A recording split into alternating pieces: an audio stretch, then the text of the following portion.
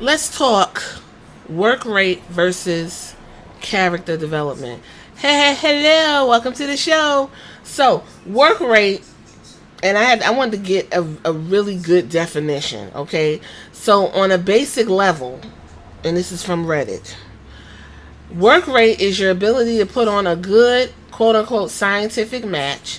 Someone with a work rate is someone like AJ Styles, Kazuchika Okada, or Shawn Michaels.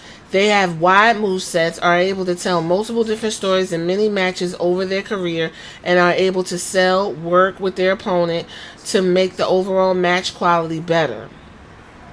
Someone with a low work rate would be the Ultimate Warrior, for example. He comes in, does three moves, and then wins. That's pretty much it for 95% of his career. Not to say that low work rate wrestlers can't be entertaining, but at the end of the day, it's pretty much all just different strokes for different folks. Okay, with that being said, work rate is basically the work that the wrestler puts out. AJ Styles is a great example. Seth Rollins is a very good example in the WWE. They said Kazuchika Okada. I believe he was in New Japan at the time of this writing. If we say AEW, y'all would probably say Will Ospreay, MJF. Great work rate. They're not blowed and winded in the ring. They're moving around. They're kicking each other in the face. They're working hard. Low work rates, I would say Jay Uso, right? Because Jay Uso has been on the tip of everybody's tongue, and people have been complaining about his moveset for some odd reason. But the thing that really is being missed is the character development. And I'm beginning to really get on board with Jay when he had an epiphany. He had an epiphany. He was talking to somebody. I saw it on TikTok. And he said, I may not have a belt. I may not, win a bunch of championships and stuff, although he is a highly decorated tag team champion, singles run he's talking about. He said, everybody enjoys me. I have a good time. I get the crowd amped. I go out there. I put on a show. Everybody's having a good time. And I think, that's important. Chelsea Green also said the same thing. She said she may not have titles and belts, but her character work is what gets her over. And you know what? This is not wrestling on a mat for a collegiate level or for the Olympics. This is sports entertainment. They want to make it sporty, I get it, but at the end of the day, it's a soap opera. And for the soap opera to work, you need character development. AJ Styles, he's not. If AJ Styles was in a program with, let's say, who can we put him in a program with? Let's say, what's his name? Shorty G, Chad Gable. If we put AJ Styles in a program with Chad Gable, the shit would be boring. Because AJ Styles is character work is very one dimensional. I'm from Georgia. I'm coming out and I'm gonna work and you gonna love it. I'm phenomenal. That's really it. But when he gets in that ring, he gonna put the work to you. Chad Gable has grown to be versatile in his character work. And that's because Triple H has given him the space. And being a heel is easy. You could be a dick. Being a face isn't as easy as people think, as most wrestlers say, because faces have less move and more character.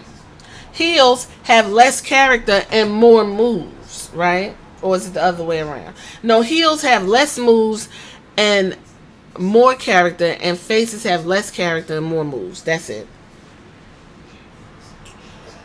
If I had to choose, I would go with the character work. Why? Because I have to know who I'm watching. I have to be invested. I would like to know the reason why the person is doing what they're doing. I would like to know their motives and backstory well before they get in the ring and start kicking ass. That's just like icing on the cake. Prime example, the Wyatt Six. We got all the character development your ass can handle. And then they got in the ring and did a couple moves. Everybody standing on their feet. Maybe because that was a tribute to Bray Wyatt. I don't know what that's going to look like down the line. But the Wyatt Six right now, as of today, are over. Okay? Bianca Belair, her character work, she's sweet. But don't let her take her earrings off. You already know Bianca's not one to play with. She is the EST of WWE, right? She gonna come out there and she gonna work Rachel ass. But she's also a face, which doesn't require a lot of character work.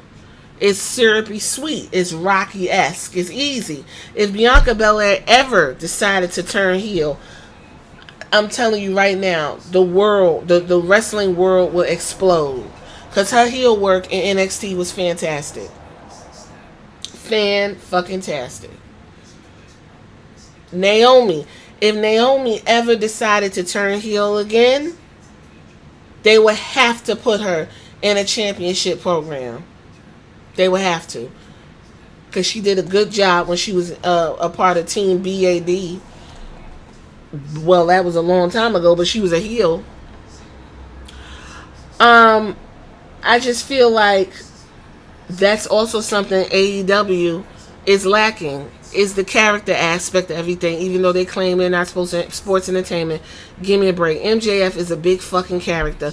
He literally changed and adjusted his character work to get the audience to invest in what he's giving. You put someone like Laura Valkyria out there, she's a face, and I couldn't tell you what the fuck is going on with the woman. I'm not invested in her. I do not care. Sonya Deville and the lesbians, I don't care. There's no character work. They're just heels. They're just being hateful. If Sonya Deville was a face, I guarantee you she would be letting you know that she's gay, she's out, she's for the people, and everything's exciting. Okay? I just think that the character work really needs to be linked into more to start making these mega stars in the WWE and the AEW. There's only one mega star in WWE right now across the board, and that's Roman Reigns. Why? Roman Reigns, when given the opportunity, showed you what leaning into a character can do for you. Because he was forced to be a face when that man wanted to bust out and bust loose. And when he bust loose, he busted all over Jey Uso, but that's not the point. Even Jey Uso showed you range. For 2-3 years, after he got beaten to submission for a full year, he spent 2 years as Roman Reigns' right-hand man, as a pit bull, barking. And when Jey barked, we listened. What is the most notable thing Jey said? And it made for some of the best fucking TV, that episode on Friday Night SmackDown. He said, I don't give a damn what the tribal chief said. They looked at Roman Reigns. Roman Reigns looked up at the camera, and everybody was in the audience like, oh shit. When you get the audience conditioned to Jay's gonna get his ass beat for 2 years, you doing some damn good character work. Jay was doing some damn good character. When he stood up in that ring and he told Roman Reigns, I hate you, man. Why you doing me like that? That's character work. When you come out, have a back and forth conversation, and then get out the ring and we still want more, that trumps work rate any day of the week. Why? Because I'm still talking about it. If we talk about the Attitude Era, we not talking about wrestling. We talking about the little silly shit that they were doing. We talking about Booker T in the grocery store with Stone Cold. We talking about what's his name? Kurt Angle and his milk truck. Triple H and Stephanie McMahon getting together, tonguing each other down. It wasn't no wrestling. The wrestling was just like to further the story. Like, I'm gonna whoop your ass because you talking shit to me. But outside of that, we had to get the story going. Brian Pillman Jr. and Brian Pillman Jr. and Stone Cold when he had pulled the gun out. Okay, We not talking about wrestling. We talking about a skit that went overboard, granted, but that's character development. So I don't know why it's being lost when it comes to Jey Uso, and why everybody's like, oh man, what's going on? He only got 3 moves. He only need 3 fucking moves, because when Jey Uso comes to the ring, I get a full fucking workout. And I'm so excited, and I like Jay, and he a sweet guy, and he worked hard, and I saw him be abused for 4 years with the bloodline, and he broke free, and he is on his own, and his story is a story of triumph. He don't need to do 50 moves. Do 3 super kicks and get up on that corner of that ring so we could do our arm things and say yeet for 5 minutes. That's what we want to do. And because of that, he's got one of the top selling shirts in the WWE. Not because he in there doing flips and fucking breaking his shit. Roman Reigns isn't a superstar because he could do a super punch. Granted, Roman Reigns was given a lot of different opportunities to be different characters, especially when he was in the Shield. He got to be the quiet assassin, right? But you knew he was the man the whole time. So not to make this go too far, if you made it this far, what do you think is important? Work rate or character development? What is important to you, basically? Hit me in the comments and let me know later.